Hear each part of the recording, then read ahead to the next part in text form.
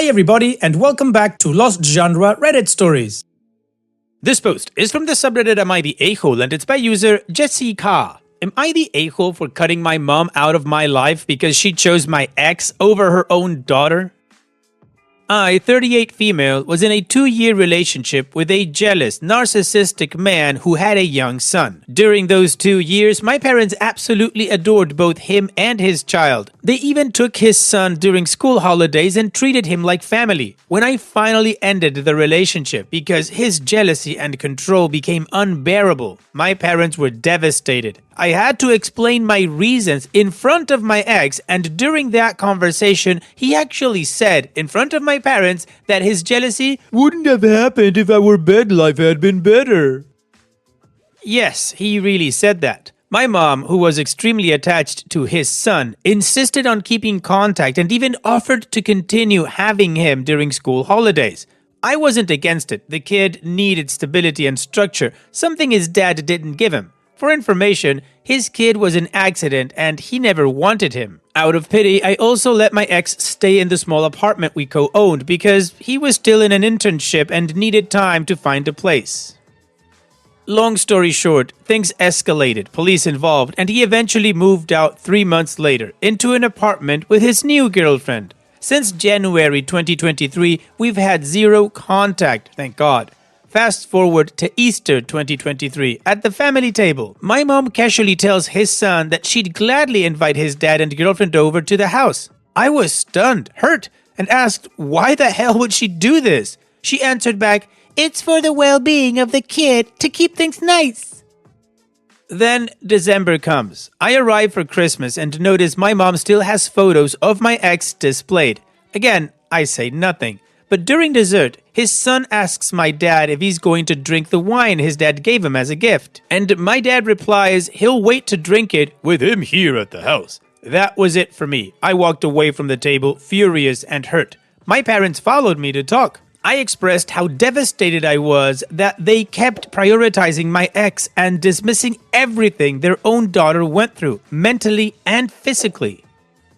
My dad realized what he did and apologized sincerely, immediately. My mom didn't. She told me it was her house and she had the right to invite whomever she wanted. I told her a family home should be a safe place and I clearly didn't feel safe anymore. So I left and I haven't gone back since. In November 2024, she sent me a 2-page letter. No apology, just telling me I should return to therapy. I confronted her in person, and for 25 minutes, she repeated the same thing. "I can welcome whomever I love into my home." So I walked away again. At Christmas 2024, her twin sister asked if I was coming, and when I asked if my ex would be there, she said the same thing as my mom. "It's my house, I'll invite who I want." So I cut contact with her too. Yes, she also had a good relationship with my ex and his son too. I only talk to my dad now. We are in 2025 and he keeps saying that I should get over it and it's not such of a big deal. I'm questioning myself. So here I am. Am I the a-hole for going no contact with my mom because she chose my ex over me? Opie, in my opinion, no, you're not the a-hole. You didn't cut contact with your mom because you were being petty or anything like that. No, you cut contact with her because you were protecting yourself. Because apparently your mom wants grandchildren so much that she's willing to choose your abuser over you just to satisfy that need. So no, OP, I don't blame you. Your mom is being absolutely selfish here. I mean, the fact that you had to give them explanations as to why you decided to end the relationship, and even though you told them everything that went on, she still chooses to invite him so she can have the kid at the house. And her excuse of saying, "It's my house, I get to invite who I want." Yeah, but also, not everybody has to go to your house. And you are very right to not go to her house anymore, OP, because you don't feel safe there. And your dad did apologize, but apparently now he's just minimizing it, to keep the peace. I'd ask him to stop that. What do you guys think? Let me know in the comment section. And now let's check out the community comments. Form Successful 1122 says, "Not the a-hole. I don't blame you at all, and it was inappropriate for your parents to develop that kind of bond with this kid to begin with. You were never married and only together for 2 years, yet they're treating this child like their own." And Opie responds, "Yes, my mom is quite frustrated that I'm child-free. I've got my tube tied, and I guess she decided to get a grandchild of her own in another way. Thank you for your answer. Very helpful. Apprehensive War 9612 says, not the a-hole. Your mother got too attached to this child considering how short your relationship was. When the relationship turned abusive, you should have cut all contact immediately, including with this child. While it is admirable you wanted him to have stability, that was never your responsibility to provide, and you don't have to set yourself on fire to keep others warm. You didn't set firm boundaries in the beginning, so no one has taken your boundaries seriously. Even maintaining contact with your dad after his apology kept the door open to your boundaries being stepped over because he apologized but downplays what is occurring and functions as a spokesperson for your mother. You need to develop a backbone of titanium steel when extricating yourself from an abusive relationship. You cannot allow them the tiniest foothold, and your mother's ongoing connection to that man is a giant one. And Dopey responds, wow, that was very precise and direct. This right here went straight to eye-opening and clarity. Yes, I agree, it was never my responsibility and I will continue to progress on my boundaries. Thank you very much for this clear insight. MJCU7272 says, sounds like dad needs to be added to the no contact list as well, not the a-hole. And Dopey responds, thank you very much appreciated. As he asked for forgiveness a few years back, I don't feel like cutting him just yet. I guess it's difficult for my dad to be in the middle of both of us, me and his wife, which I understand. But I must agree that recently I almost did but gave him a last chance. I have set up some boundaries as I refused to give my new address to avoid unsolicited mail and told him it was the last time he ever let his wife leave me a message on his personal WhatsApp or I would block him too. Bulky Son 2373 says, your parents and my parents would be best friends with their near identical behavior, LMAO. I am so sorry you've had to endure that. You are most certainly not the a-hole. I know, you can feel crazy when your family is surrounding you, all saying get over it and minimize it to the point where you even doubt yourself. Would she do this if he had sexually assaulted you? What he did violated you, but not in a sexual way. It's still painful, and she's choosing to allow the offender into what should be a safe place for you. This isn't normal behavior at all, and I'm glad you're not letting it go. Continue to advocate for yourself. As far as your dad is concerned, explain mental and emotional assault is not something you just get over. It's trauma, and they aren't allowing you to heal by repeatedly trying to put the offender in your safe circle. And Opie responds, thank you very much. We did go to family therapy many years ago, but it was specially for the relationship between my brother and father. I always felt like I didn't belong in the session group, as everything was mostly turning around to them both. I wonder if she would accept to go through a family therapy again, this time with me and her in the center of attention, but it is worth a try. Thank you. And Lilo Lememe says, your mom suggested therapy. You should counter with family therapy. A therapist would be able to knock some sense into that woman. Her priority is her own family, and she's choosing a man who abused you and uses his child as an excuse. She's choosing his child over her own. She doesn't realize that the son may grow up and leave with no biological ties to them, but you're in their life forever, unless you go no contact. What she's doing is emotional and mental abuse to you, and she doesn't even realize it. If she won't go to family therapy, I suggest you draft a letter with a therapist and give it to your mom. Explain you did what she counseled, and this is the response you and your therapist have come up with. See what she does with that. The community agrees OP is not the a-hole, and OP got a pretty good idea as to what to do next. So let's move on to the update to see how this story ends.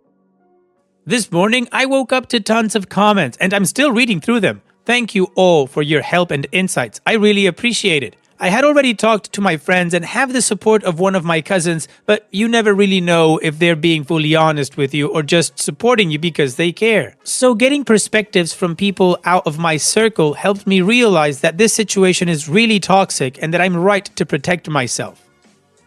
This gives me also the opportunity of collecting data because my dad, 67, keeps insisting that the family should get back together and have dinner. He told me that my mom, 61, didn't appreciate being told what to do in her own home and still can't understand why I'm distant. I told him that she probably has Alzheimer's or not willing to look herself in the mirror, that I needed to remind him that she made her choice when she chose my ex over me and that everyone around me also finds her behavior not good. Recently, he told me that family and friends don't understand my own behavior towards them. I told him that if he refuses to understand, I'll go public with the story and let people judge for themselves. Like I said, I don't know if it will bring a light up, but always good to try. Some suggested family therapy while others said it wouldn't help.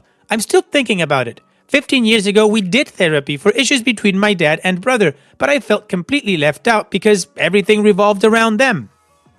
Maybe therapy could help with confrontation, or maybe it's better to fully go no contact and protect my peace. I still have to decide, but this event happened a few months ago. I was diagnosed with ADHD. I cried with relief, but also felt anger. My brother was diagnosed early and got all the support he needed. Meanwhile, when I struggled in school, I was called lazy. Later at 21, I was diagnosed with dyslexia, which proved my mom wrong after years of dismissing me.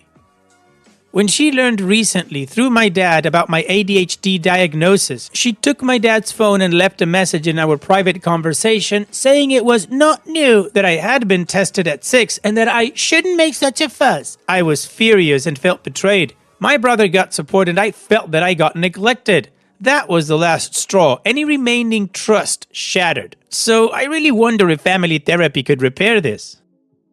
I've started setting boundaries. I refuse to give them my new address to avoid unsolicited visits or mail, and I'm protecting my peace as much as possible. Some of you said that if my dad tells me to get over it, it means he's siding with my mom. He's still not sure and wondering. I think he's trying to avoid conflict more than anything. He has his own way of thinking and seems to struggle to see the full picture.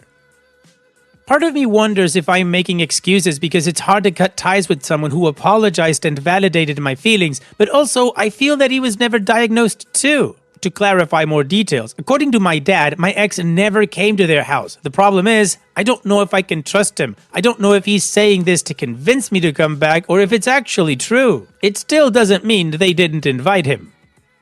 Now, as I said in the comments, I'm child-free and had my tubes tied a long time ago. I love kids, I work with them, and I accepted my ex's child with open arms. But my mom always wanted to be a grandma. I always said my brother would have kids, but not me. So as many of you pointed out, she's fulfilling her grandma dream with my ex's child. And she also seems to have a savior complex, trying to save the child from his home. I mean, she knew about my ex's violent behavior. I told her and even showed her physical evidence. The first mark in the bed frame, the hole he kicked in the door, proof of his anger management. Also, about my ex's new girlfriend and his child, I heard he didn't let her get too close. My interpretation is that he wanted to make sure the holidays stayed his, keeping the child with my parents and preventing a bond with the new girlfriend. To this day, the child still spends school holidays with my parents. Now, a few months ago, I confronted my dad about something else. Another woman contacted me because she was dating my ex a few months back and felt that something was off. She found my contact information through social media. To avoid responsibility and being authentic, as usual, my ex told her he was struggling emotionally because his mother had recently died. She hadn't. I still have access to her social media and she is posting. It was just another manipulative lie. My dad doubted the story until I showed him the messages. I don't know if he ever told my mom. It took me 2 years and a half to reconstruct my life after this bad relationship, and I have found a new family with a real man who is caring, loving, and protective. Someone who treats me with respect and trustworthy. I feel like every time I tried to set boundaries, I'm made to feel like I'm the problem. But reading everyone's comments has helped me see that my feelings are valid and that stepping back doesn't make me a bad person. Take care, all of you, and again, gratitude to all.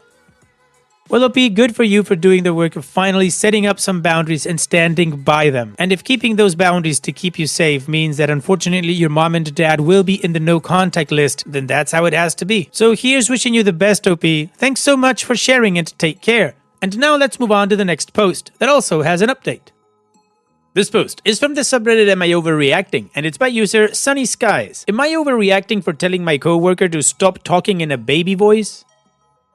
Hi Reddit, long time lurker, first time posting. I, 22 female, have an odd coworker, 22 female, and like the title says, she does talk in a baby voice. When I first came to work at our company, she was quiet and never talked to me, and I understand, I am new, why would she want to talk to me? But me being the person I am, I wanted to try to have a relationship with my coworker because we are going to be desk to desk. So I would just start out by complimenting her on her clothes and got us to start talking from there. I finally had my foot in the door and now I don't have to sit in a quiet, awkward space with her. Until one day, she started speaking in a baby voice, and at first I thought it was a joke, but there was no joke that was made. It was just her speaking to me, and I just awkwardly laughed and I just went back to what I was doing. I thought it was a one-time thing. Maybe she was making a joke and it just didn't land for me, but I was wrong.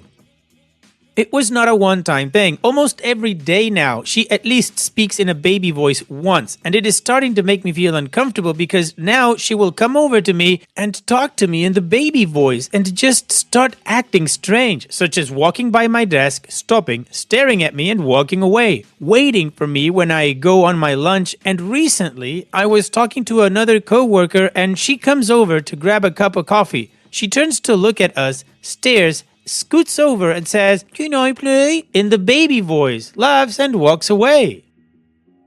My other coworker was stunned, but then we both laughed awkwardly and we tried to go back to our conversation. So Reddit, am I overreacting if I tell her to stop talking in a baby voice because it is making me uncomfortable? Well, in my opinion, no, because she's clearly choosing to do so willingly. It's not like she has some sort of impediment that makes her talk like this. So of course you can set a boundary. You can kindly ask her to please address you, not talking in a baby voice. Hopefully she'll hear you out and understand and stop it. And if she brushes your request aside and keeps talking to you in a baby voice and making things awkward, then you can always go to HR and at least file a report. What do you guys think? Let me know in the comments section, and now let's check out the community comments.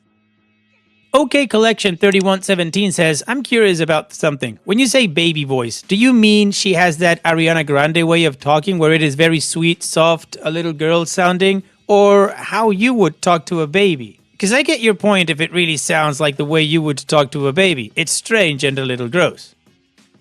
Dangerous Sun 9982 says, I've, 19 female, actually had this problem in high school. This girl would not stop talking with a baby voice. At the time, I never said anything, but if it were me now, I would say, why a baby voice, if you don't mind me asking, with as much kindness as I can muster. Firebird 562 says, I would look at her and say, why are you talking to me with a baby voice? This can start a dialogue. And Small Princess 928 says, HR exists for a reason, and I really hope your company has it or something close. What started as weird sounds like it's evolving into a weird type of hostile work environment. At the very least, I would tell your or her supervisor. In general, the community agrees OP is not overreacting. So now let's move on to the update to see how this story ends. Hi Reddit, I talked to my coworker. I never thought this would have happened, but here goes. I grabbed my coworker aside and said I needed to talk to her. She followed me to the break room and I asked her about why she sometimes spoke in a baby voice whenever she was around me. She looked at me and began to laugh and I was caught way off guard. She was laughing so hard that she started snorting.